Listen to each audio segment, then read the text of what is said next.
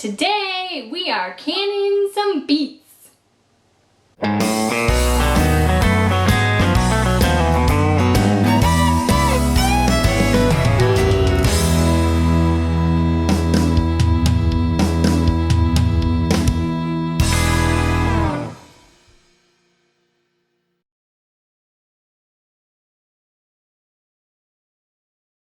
Hi everybody, thanks for stopping by the homestead. My name is Sarah from Traditions Homestead, and today we're canning beets. We just harvested half of our spring beets, and we're going to be pressure canning them. And so I wanted to take you along and show you what we're doing. So we have picked the beets out of the garden, we've harvested them. We washed off most of the dirt outside with the garden hose, and then I brought them into the house. I put them into a sink full of water, and I used a vegetable brush, actually to be honest with you, as like a baby bottle brush, in the water to wash off the rest of the dirt.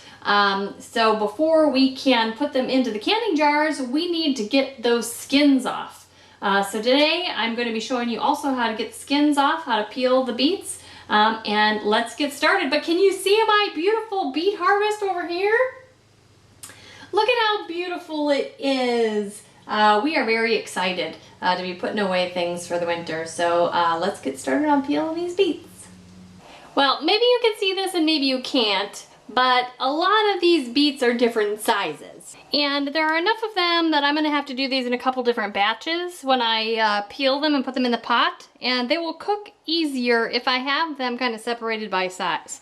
So I've gone through and separated the smaller ones from the larger ones. So this towel over here is mostly the smaller ones, and then this towel over here is kind of the medium sized ones, and then I'll probably do these nice big ones with the bigger size. So they'll cook better if you put them in the boiling water with the same size together, and then you'll cook them for anywhere from 15 to 25 minutes. These small ones I think I will cook for about 15 minutes, and these maybe 25 minutes, and then we'll bring them out and be able to peel them.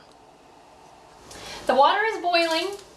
I have the small beets in a bowl, and so I'm going to, now I'm just going to get started. I'm going to put these in the boiling water, and I'm going to cover it back up to keep the steam inside so it doesn't heat up the house so much.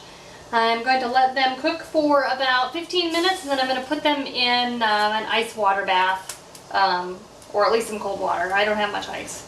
So let's see how this goes. We're going to keep on the roots so that there is less of the beet part exposed, so it doesn't turn all the water pink. We'll take that off later. Here we go.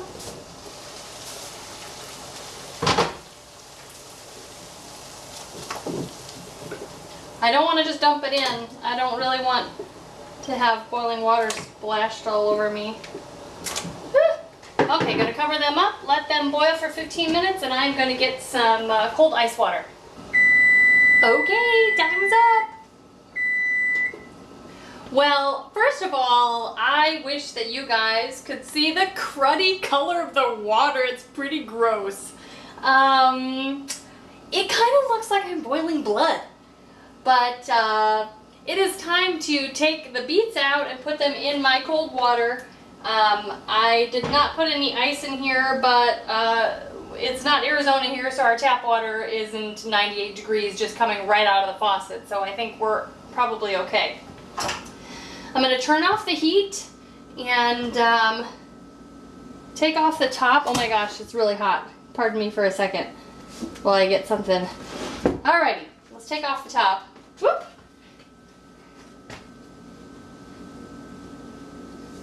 And we're going to take these out and put them in our coldish water. Now, basically, this is kind of like the blanching process. If you don't know much about blanching, I blanch and froze some spinach in a different video. And in this case, the hot water and then going into the cold water is going to help release those skins. And then will allow us to peel them easily. So I'm just going to get all of these out of here. And then I'm going to put this, seriously you guys, the color of this water is crazy. I'm sure it's because of where we cut the leaves off. Eek!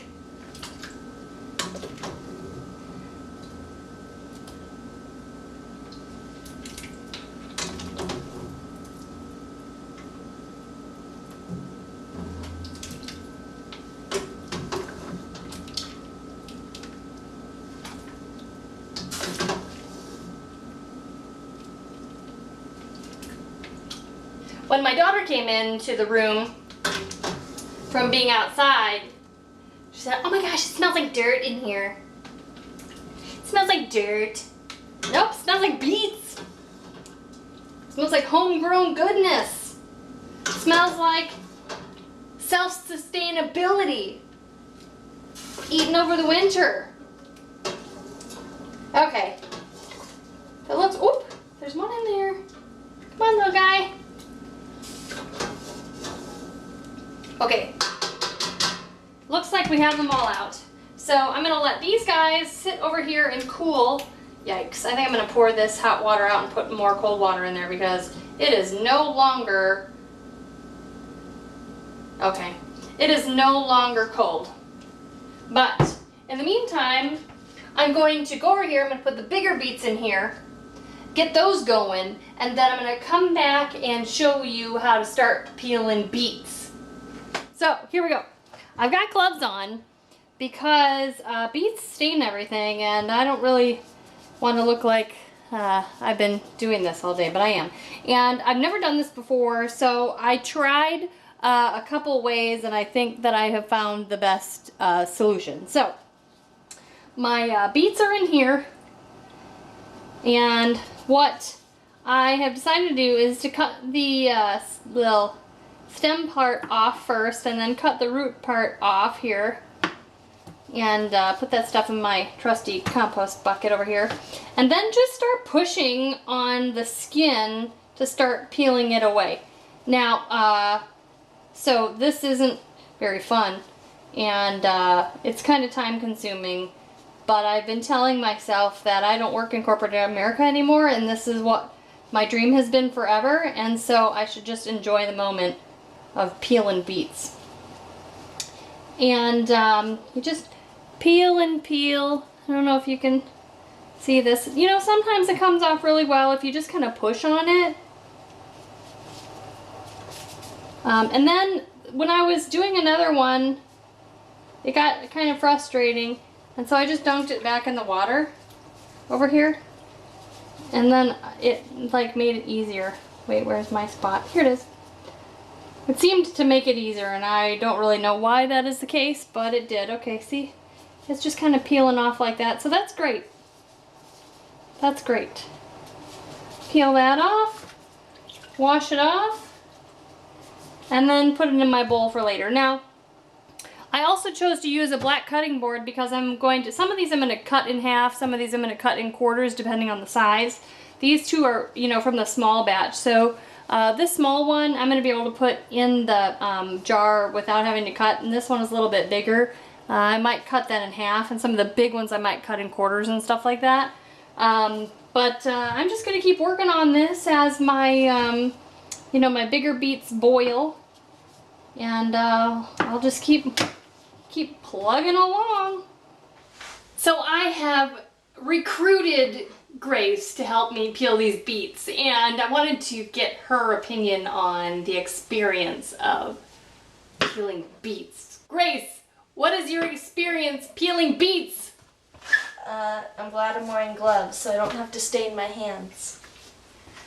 Would you like to do this all of the time? No. Too many beets. Is it an easy peasy chore?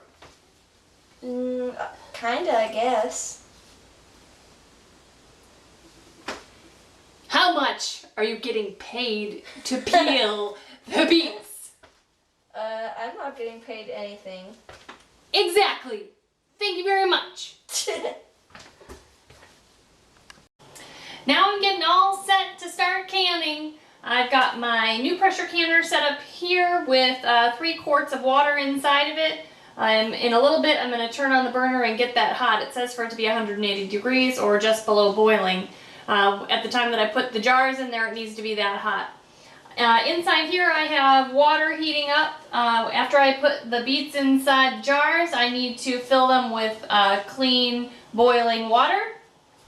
Got some of my jars out here. I may need more, I'm not sure, but I can always run to the shelf and get more.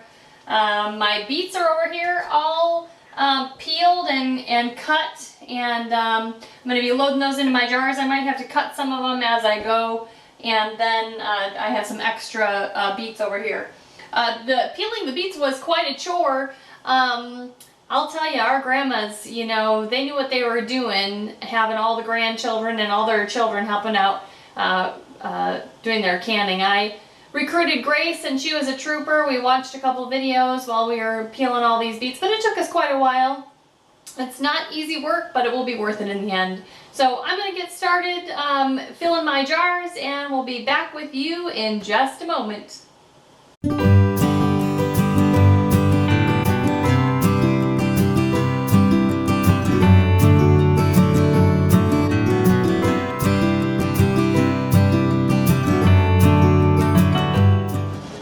Well, I'm all done putting all the beets in the jars. I ended up having enough beets for 19 pints of beets. So the next step now is for me to fill them with boiling water, keeping a 1-inch headspace, and then I will put brand new lids on them, the rings, and then I will get them ready to go into the canner. Now, I want to tell you that one thing that I have learned is to not use the Walmart lids, to only use either the ball lids or the Kerr lids. I had some really bad experiences with the Walmart lids, so even though they have an attractive price, don't use the Walmart lids. And to be honest with you, the jars aren't very good for canning either. Craft projects, sure. Canning, no.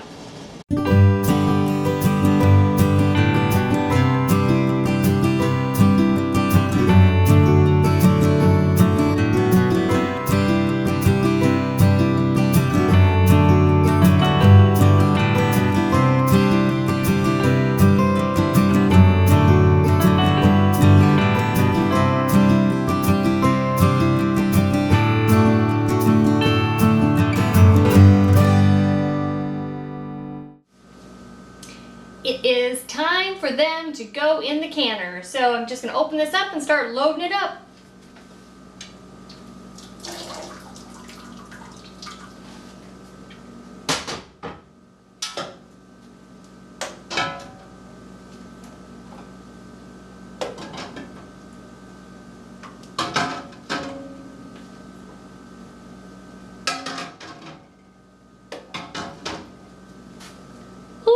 One thing I almost forgot is vinegar. Always put a little splash of vinegar in your canning water, and that will keep mineral deposits from sticking on your jars. That's enough. Alright, everything is loaded up in the canner. It is filled. I have 19 pints of beets in here, and it's just time for me to put the lid on and start the heat. On this canner, there's little V's where it shows you to line it up so that you don't have to struggle with how to put the lid on. Unless you're like me and you're going to struggle anyway. Okay, it's on, and twist it. You're going to turn it on until it's venting up top.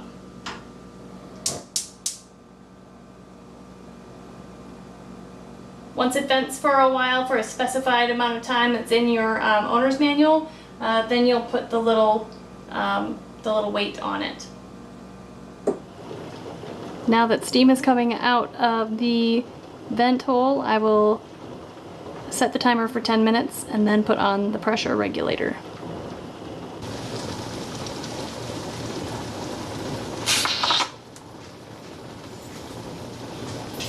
Now we'll wait for the pressure regulator to get up to 11 pounds of pressure. We are at 11 pounds of pressure. Now I can set my timer for 30 minutes to process these pints. And my next step will be to keep it from going below 10 pounds of pressure, but not above 15 pounds of pressure by manipulating the temperature of the stove. The timer has gone off. That means it's time for me to turn off the heat and move the canner off of this hot burner. And then I need for it to cool down on its own accord, it says, which means until this little top vent thing goes back down. So we're going to do that. I'm not sure if I can lift it. I'm going to give it a try. If not, I'm going to have Kevin come over and be my muscles.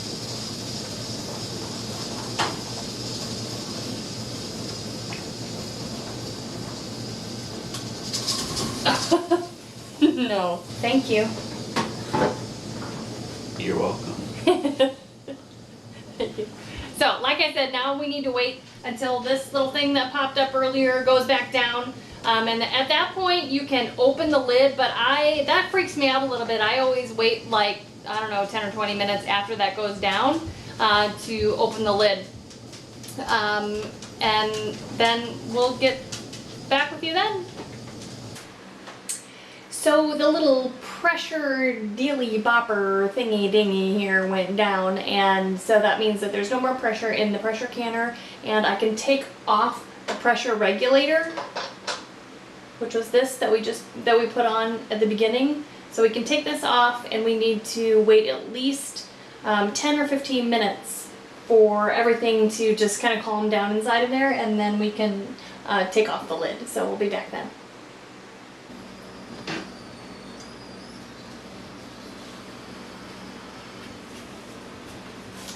Technically, I could take all of the cans out now, or all the jars out now, but I like to just let them relax a little bit in there with the cover off, just so I'm not shaking things up when things are really hot. So I'm going to wait like, I don't know, 5 or 10 minutes and then take everything out. It's time! It's time!